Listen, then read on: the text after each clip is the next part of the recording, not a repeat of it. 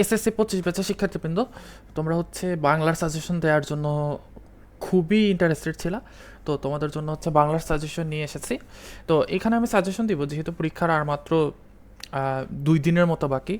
So এখানে আমি সেই সাজেশনগুলোই দিব যেগুলো হচ্ছে তোমাকে একদম মাস্ট পরীক্ষার হলে পড়ে যাইতেই হবে, ঠিক আছে? স্পেশালি সৃজনশীলে 70-70 পাওয়ার জন্য। ওকে, এখন তোমার সৃজনশীল কোশ্চেন আসবে 11টা, তার মধ্যে থেকে হচ্ছে তোমাকে 7টা কোশ্চেন আনসার করতে হবে। এখন খেয়াল করে দেখো, গদ্য থেকে কোশ্চেন আসবে 4টা, পদ্য থেকে 3টা, নাটক থেকে 2টা, উপন্যাস থেকে 2টা। তোমাকে প্রত্যেকটা থেকে কমপক্ষে 2টা করে কোশ্চেন আনসার করতে হবে। গদ্য এবং পদ্য 2টা থেকে হচ্ছে কমপক্ষে 2টা করে কোশ্চেন আনসার করতে হবে। নাটক থেকে একটা কোশ্চেন আনসার করতে হবে, উপন্যাস থেকে একটা কোশ্চেন আনসার করতে হবে। আর এক্সট্রা একটা যেই কোশ্চেনটা থাকে, এই কোশ্চেনটা তুমি যে কোনো একটা জায়গা থেকে আনসার করতে পারো। তবে আমি প্রেফার করব গদ্য থেকে আনসার করা, কারণ গদ্য থেকে আনসার করা সহজ। কেউ যদি পদ্য কমন পেয়ে যাও, তাহলে অবশ্যই পদ্য থেকে আনসার করবা। এবং আমি এই ভিডিওতে তোমাদের বলেও দিচ্ছি যে কিভাবে তোমরা আনসারগুলো লিখবা, ঠিক আছে?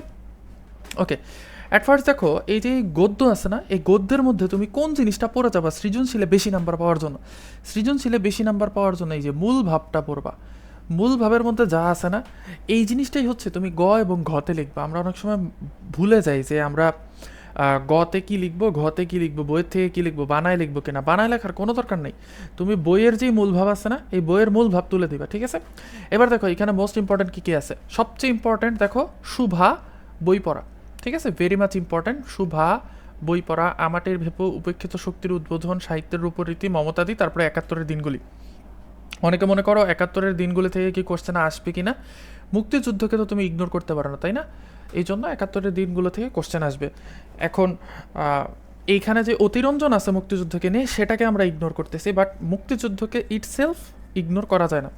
দেন শিক্ষা ও মনুষ্যত্ব, এটাও একটু পড়বা, এবং মানুষ মোহাম্মদ সাল্লাহ আলাইসাল্লাম, এটাও একটু পড়ে নেওয়ার ট্রাই করবা, ঠিক আছে? বাট এগুলো হচ্ছে একদম মোস্ট ইম্পর্ট্যান্ট, এগুলো পড়ে যাইতেই হবে। নেক্সটে চলে আসো, কবিতার মধ্যে কোন কোনগুলো ইম্পর্ট্যান্ট। এই যেগুলো: কপোতাক্ষ নদ, সেই দিন এই মাঠ, মানুষ, জীবন সঙ্গীত, পল্লী জননী, রানার, আমার পরিচয়, তোমাকে পাওয়ার জন্য হে স্বাধীনতা। এগুলো হচ্ছে মোস্ট ইম্পর্ট্যান্ট 3 স্টার টপিক। এবার কবিতা থেকে কিভাবে লিখবা? কবিতা হচ্ছে যখন তুমি গ ঘ লিখবা না, কবিতার লাইনগুলোকে জাস্ট গদ্যে কনভার্ট করে লিখবা। বোঝা গেছে? কবিতার লাইনগুলোকে জাস্ট গদ্যে কনভার্ট করে লিখবা, তাহলে দেখবে তুমি নাম্বার বেশি পাবা। ওকে, আচ্ছা। আর উপন্যাস এবং হচ্ছে নাটক, এই দুইটা তো কমন পড়তেই হবে, বহিপীর এবং হচ্ছে কাকতারুয়া। সো এখান থেকে তুমি যদি সিকিউ আনসার করতে চাও, তাহলে যে জিনিসটা করবা সেটা হচ্ছে ওই যে জিনিসটা বললাম, মূল ভাবটা পড়বা, ঠিক আছে? মূল ভাবটা পড়ে যাবা, তাহলে তুমি সিকিউর গ ঘ আনসার করতে পারবা। আর আরেকটা জিনিস বলে দিই, তুমি যদি খ নাম্বার আনসার করতে চাও, অনেকেই বোঝো না ভাইয়া ক আর খ কীভাবে পারবো, রাইট? যে ভাইয়া ক খ কীভাবে আনসার করব।